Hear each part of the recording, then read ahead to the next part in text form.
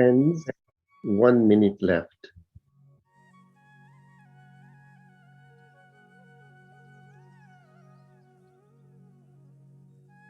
Slowly bring back your awareness to your body and to the surroundings.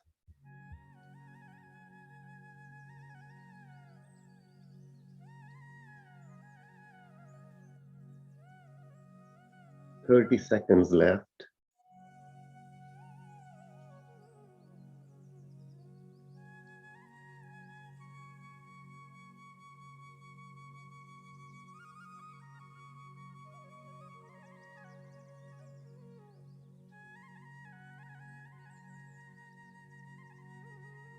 "10 seconds left.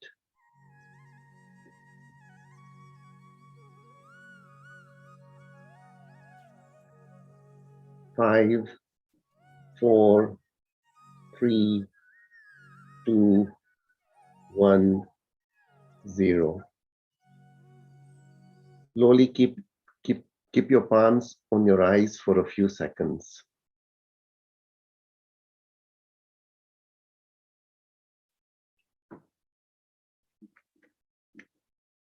Now open your eyes.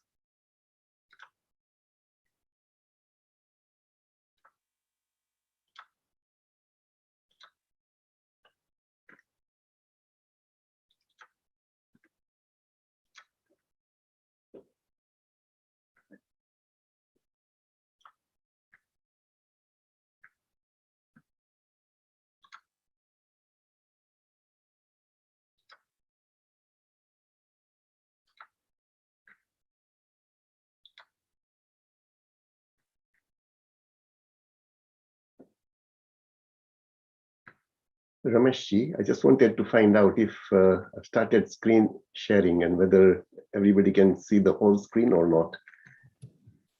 Yeah, Dinesh, the screen is, yes, it's there now. I think there is probably a new feature in Zoom. Okay. So friends, today we start on a journey of talking about enlightenment and wisdom and experience of great masters. We're going to start off with wisdom of Nisargadatta Maharaj, part 1.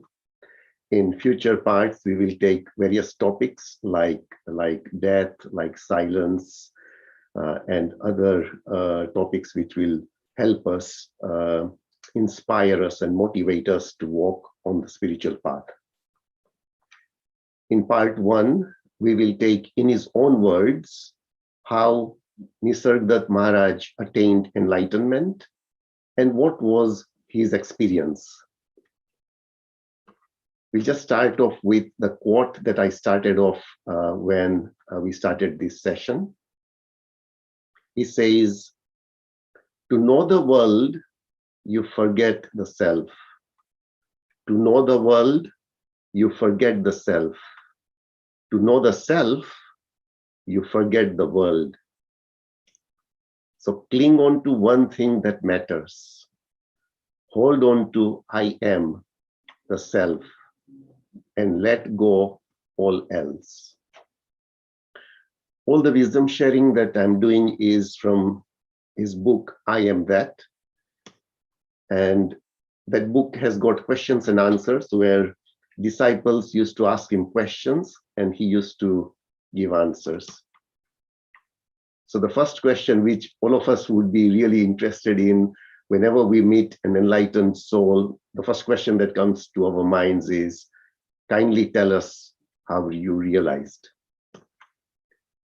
So he said, "I met my guru when I was 34 and became enlightened by 37, within a very short period of just 3 years." So the second question that was asked to Maharaj was, "Please tell me which road to self-realization is the shortest." This sort of question arises in our mind because we read a lot of books, we meet a lot of masters, and sometimes we are actually shown different paths to realization. And we feel that one path may be shorter or faster, then another one. So it would be good to know what Maharaj's view is on which path is the shortest to self-realization. He says, no path is short or long. No path is short or long, but some people are more in earnest and some are less. So he does not tell us one path is better than the other. What he says is it's our earnestness, our desire to be redeemed, to be enlightened, and that is going to actually determine how fast we progress. He then talks about himself. He says, I can tell you about myself. I was a simple man, but I trusted my guru. This is very, very important. I trusted my guru. What he told me to do, I did. He told me to concentrate on I am, and I did. He told me that I am beyond all that is perceivable and conceivable. Important thing to understand is perceivable and conceivable. Whatever we can perceive and whatever we can conceive, that process happens only in the mind. So he said, his guru told him that he is beyond the mind, beyond anything that you can perceive or conceive in the mind. And he said, I believed him. I gave my guru my heart and soul, my entire attention, and the whole of my spare time. I had to work to keep my family alive. As a result of faith, meaning trust in the path that you have taken based on what you've been told by your guru, and earnest application, I realized myself, my Swarup, within 3 years. Then he tells us, you may choose any way that suits you. Your earnestness will determine the rate of progress. So then the question was asked is, what happened? This enlightenment, what happened? What was the change? So Maharaj says, pleasure and pain lost their sway over me. If we think about ourselves, we are constantly in either one of the other. Our life revolves around pleasure and pain. And the moment a person becomes enlightened, pleasure and pain lose their sway over the individual. The other two dualities that we constantly live in is desire and fear. And he said, I was free from desire and fear. The most important thing then is, I found myself full, needing nothing. We talk about Chaitanya, consciousness, awareness being infinite. So his experience of this infinity is, I saw that in the ocean of pure awareness, on the surface of the universal consciousness, the numberless waves of the phenomenal worlds arise and subside, beginninglessly and endlessly. As consciousness, they are all me. As events, they are all mine. It is this oneness with the infinity that was his experience. There is a mysterious power that looks after them. That power is awareness, self, life, God, whatever name you give it. It is the foundation, the ultimate support of all that is. Just like gold is the basis for all gold jewelry, it is so intimately ours. Abstract the name and form from the jewelry and the gold becomes obvious. Then he says, similarly, in this vast universe, take the name and shape out of it, and everything that remains is just Chaitanya.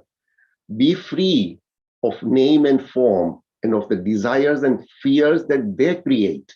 it is the name and form that creates the desires and the fears, then what remains is just pure awareness. So during the question and answer sessions that he used to have with his disciples, there were various questions asked of him regarding, the three states and other things. And now I'm going to share with you the answers that he has given in his own words about his day-to-day life and how he feels. So the question was asked is, what do you do when asleep? He said, I am aware of being asleep. Currently, we are not aware of being asleep. We go to sleep, we just go to sleep. We are not aware that we are asleep. Then the question is asked, is not sleep a state of unconsciousness? He says, yes, I am aware of being unconscious. And when awake or dreaming, I am aware of being awake or dreaming. So then the guy gets quite, he says, please tell us squarely, are you conscious or unconscious? He says the enlightened Gnani is neither, he is beyond consciousness and unconsciousness. So then he asks a question, do you experience the three states of waking, sleeping, and dreaming as we do, or otherwise? Maharaj says, all three states are sleep to me. My waking state is beyond them. So then the question is asked, were you always like this from the first moment of enlightenment? Maharaj says, the three states rotate as usual. There is waking and sleeping and then waking again, but they do not happen to me. They just happen. To me, nothing ever happens. There is something changeless, motionless, immovable, rock-like, unassailable, a solid mass of pure being, consciousness, bliss. I am never out of it. Nothing can take me out of it, no torture, no calamity. So then, the disciple asked him, would not an accident destroy your equanimity? And Maharaj says, the strange fact is that it doesn't. To my own surprise, I remain as I am, pure awareness, alert to all that happens. You could as well see me jumping into the fray to save somebody and getting killed. Yet, to me, nothing happened. So we now look at other aspects of life. We are either glad or sad. We are either joyful or we are sorrowful. So he says, are you ever glad or sad? Do you know joy or sorrow? Maharaj says, call them as you please. To me, they are states of the mind only, and I am not the mind. Since at any point of time and space, I can be both the subject and object of experience, I express it by saying that I am both, and neither, and beyond both. Then the disciple asks, are you serious? Do you really mean that you exist everywhere and at all times? Maharaj says, yes, I do. I know that I'm not describable nor definable. So then the disciple asks, you have a name and shape and display consciousness and activity. Maharaj says, in your world I appear so. In mine I have being only.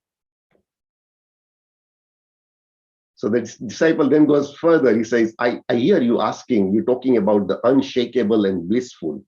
What is in your mind when you use these words? Maharaj says, there is nothing in my mind. As you hear the words, so do I.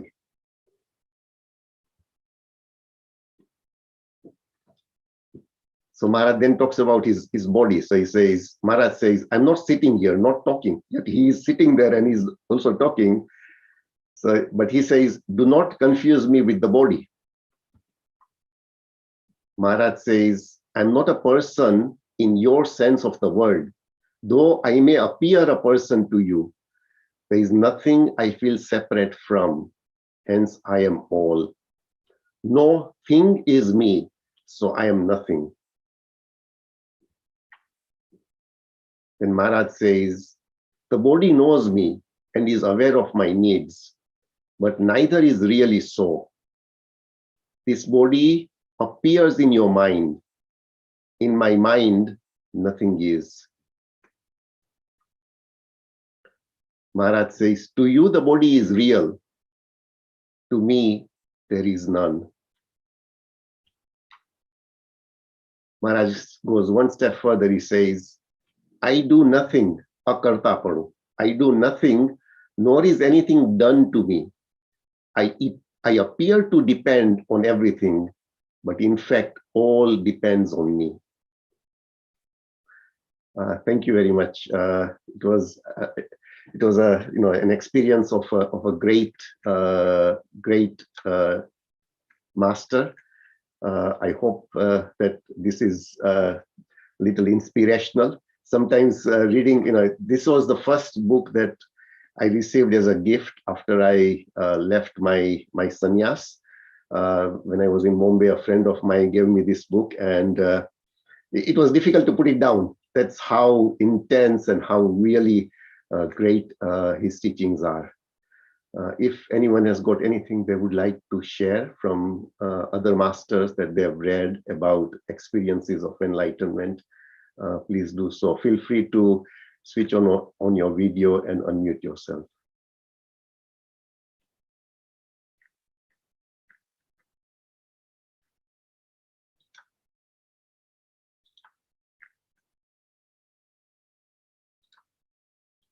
Yes, Rameshji. Yeah. So that was very, very comforting as you kept sharing what this enlightened master was sharing via this Q&A part. So thanks a lot, Dineshji. And, every enlightened being resonates in his own way, this prime essence of beingness. And every way is in a way or other is comforting, is connecting when at least I hear and I come across them. So very fortunate to hear about this enlightened master, Maharajji, and thank you for this thought that you have come across, that to share about this book. I am that, and looking forward for more and more things. And every line that he was answering was so very beautiful. It was just bringing a smile from inside. Very beautiful. Thank you. It resonates with all that we are doing and what we've heard and what we hear from other masters. Thank you. Thank you, Dinesh. Vindhyaji? Yes, Dinesh, thank you. Thank you for the wonderful meditation and these questions and answers from Nisargadatta Maharaj. As you were reading, I kept thinking of Who Am I from Ramana Maharshi. Yes. And similar thoughts go through me again. As I hear, it seems so simple and I feel like, yes. And then again, no, I don't understand. So I go deeper and it's just going through that whole loop again. Like, it seems yes and no kind of thing. I have a lot more to think. Even meditating, I don't know, for some reason, I was trying to listen to the, like, not the music, but the space in between, the nothingness. It's so hard to tune my ears to hear, because I feel like I'm listening, but no, it is the music. That's what I'm hearing. I'm trying so hard to. It's like I don't know, sometimes you see a picture, you want to see the other part, and it suddenly comes to you, right? It's like the black and white, and then you see the white part. So I was trying, but maybe a lot of training. I don't know. It's still not there. Whenever they say, the emptiness, the blank, and this thing, I felt maybe I can train myself to do that. But like you just said, right? Everything that you can perceive and conceive, that is the world, and that's all in the mind. And what you cannot, like everything else, is who you actually are. So thank you. Yeah, a lot of things to I think it's all experience, and one day maybe it just will become clear, like, and then slowly we'll move forward. Thank you very much. Thank you. Thank you very much. I think it's just the practice, and as Nisargadatta Maharaj said, it's the the earnestness with which we continue doing what we have realized. Mridulaji. Hi, Dinesh ji. I'm just thinking so deeply when you're talking and question and answers. The thing that came to my mind is in training in, let's say, a certain field in medicine like radiology. If we look at the X-ray, we cannot see what we don't know. We cannot see what we have not learned. Yes. So when we come to know, then we see. So, and that learning comes with time, with knowledge, with other masters, with everything. I think we're all in this rush to see without the learning part, to see what we haven't learned to know. So that's the first thing long time ago when I was in training, we cannot recognize what we don't know. We cannot see what we don't know. Yes. Once we come to know, then we see. And you just explained so beautifully in the question and answers, again, for me to know that simple fact, Dinesh ji. Because this master has learned enough to see we're not there yet. Yes. We question because we haven't learned to see. And then it becomes obvious, then we're able to see that. I don't know if I'm making any. No, you're right. And, hopefully, we are all meditating thrice a day. Mm-hmm. And, with continuous effort, things will happen. Yeah. Things are then we'll see it. Melting within, things are happening, the transformation is taking place. And because that is our true nature, that is what we truly are. It is that veil which will just go away and it will be instantaneous. Yes. And we're now distracted. We're distracted with our bodies, with our minds, with our thoughts. With the name and the shape, with the name, shape, form. Yes. Once we lose the distraction, then we'll all learn to see. Yes. And we started our journey, Dinesh ji, by being on these groups and trying to, yes, get to know and see that, learn enough to see. So that's all I had to share. I just suddenly thought of that. So thank you so much. Thank you. Thank you very much. Anyone else? Thank you all for your time, and let us meet tomorrow in the morning at 6 o'clock Germany time, 5 o'clock UK time. Thank you, everyone. Thank you. Thank you. Thank you again, Dinesh. And thank you, everyone, friends. Namaste. Thank you. Thank you.